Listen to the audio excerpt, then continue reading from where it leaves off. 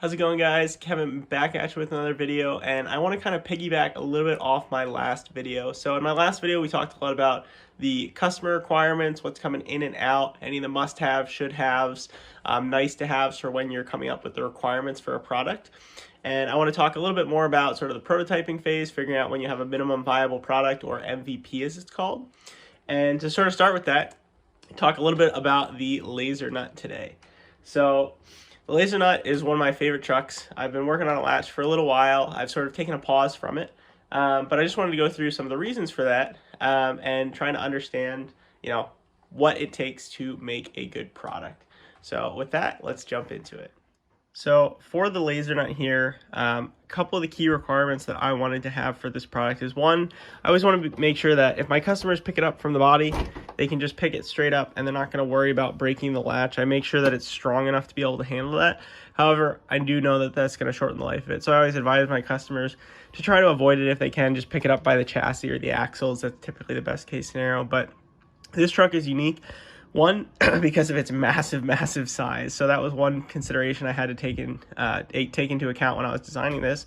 But also, it can't actually flip up with the rear tire on. So that's going to be potentially a second option for a product there. Not going to show you guys too much of the details on that, because that one I think is close to working here.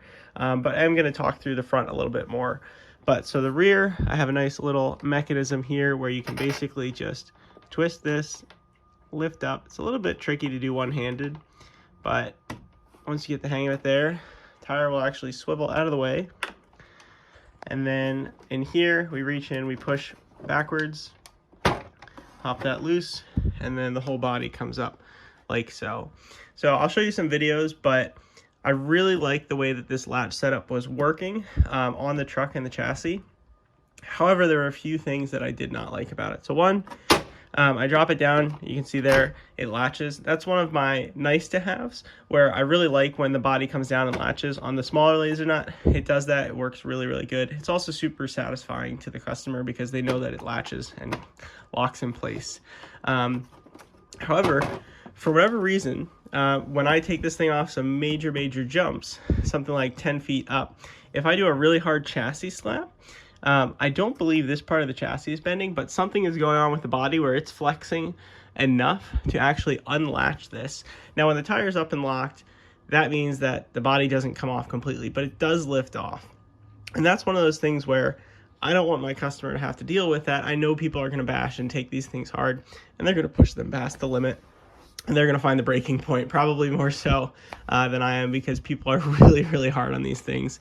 But it's one of those things where I want to make sure that my customer has the best possible experience. And we'll just twist this guy back, lock that in place here. So there we go. Tire's nice and locked, not going anywhere. And then it is ready to go.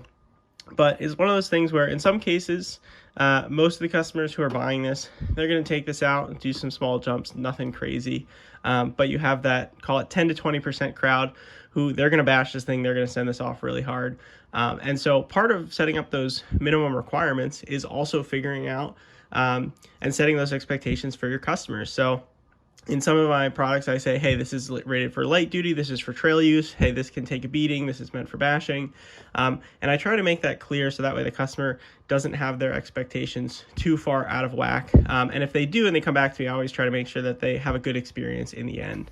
But that's another way that you can sort of move the customer requirements or move the product requirements to fit what you're able to design. Because in some cases we're limited. This is I think it's a 15-pound vehicle. It's quite heavy. It's SCX6 sized. So there are certain limitations to be able to make a product. And again, we can always go and make a $100 product that will stand up to everything, but then no one's going to buy a said $100 product.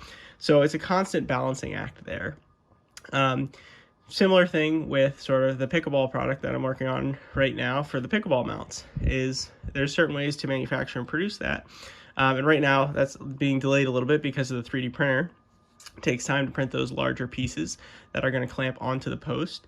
But that's one of those things where, hey, I've figured out that this is going to work and this is actually going to be very cost effective. So why not go down that route and 3D print it instead of using the laser cutter for some of those clamp mounts and things. So it's all about figuring out what's the best case. But with that, I want to show you just a little bit of video of this thing driving around, having a good time.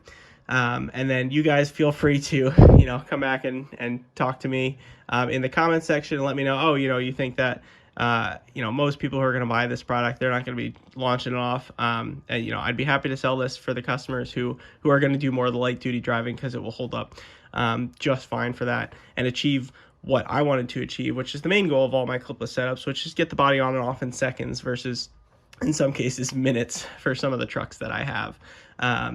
But yeah, with that, let's jump over to some of the driving videos so you guys can check that out. And then hopefully by the next time the next video comes out, I'll be able to jump back over to the pickleball and show you guys some of that. And then I've got a new truck that I'm working on as well that'll be excited to show you guys in the near future. So with that, jump over to the driving video.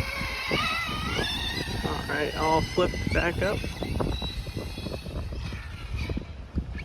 Oh, that was a really hard hit. I hope you guys were able to see that one.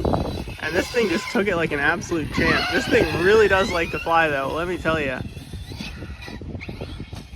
Whoo! Yeah, I don't know if you guys saw one of Joe's latest videos, but he sent that thing like 20 feet in the air and it took it, which was just absolutely incredible. I mean, that is a solid 10 feet in the air, chassis slapping.